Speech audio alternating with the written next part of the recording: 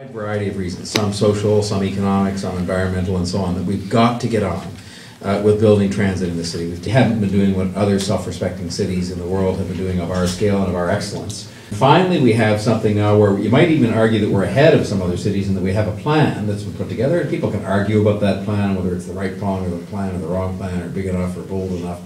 But it's a plan that would call for the building of an awful lot of transit. And what is missing, I think, is maybe to a limited extent the will to see it through.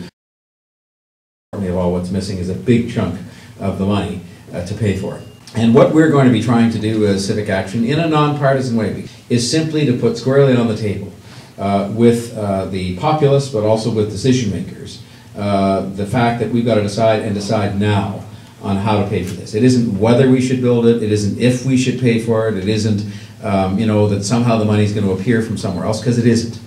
I mean, if we look realistically at the state of the finances of all three levels of government, and I, by the way, believe there will be within 18 months a national transit strategy of some kind. And do I think everybody will be satisfied with it? Do I think people will think it's enough?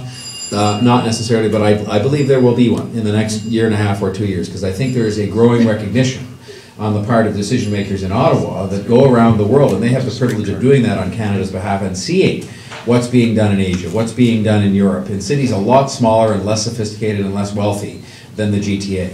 And they can see that we're falling behind.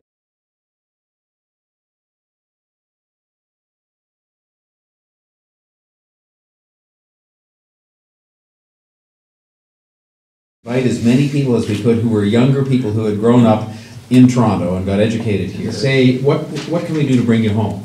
And one of the things we did, because we'd like to have those best and brightest people here contributing to our economy and to our city in many different ways. And when you did the survey, the biggest single negative that these people from London and Paris and Tokyo and China and here and there identified was the shortcoming of our transportation system.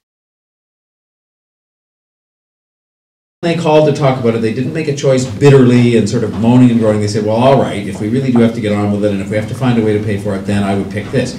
It's interesting, I'll just note this because we can talk about this more.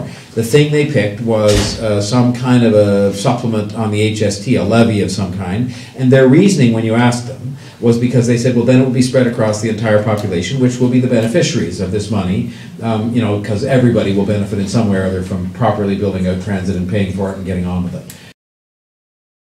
But the bottom line for me is, I'm getting there.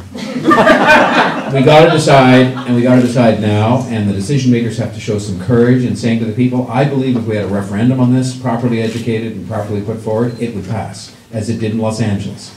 We have some lessons to learn from there, and I think we should get on with it.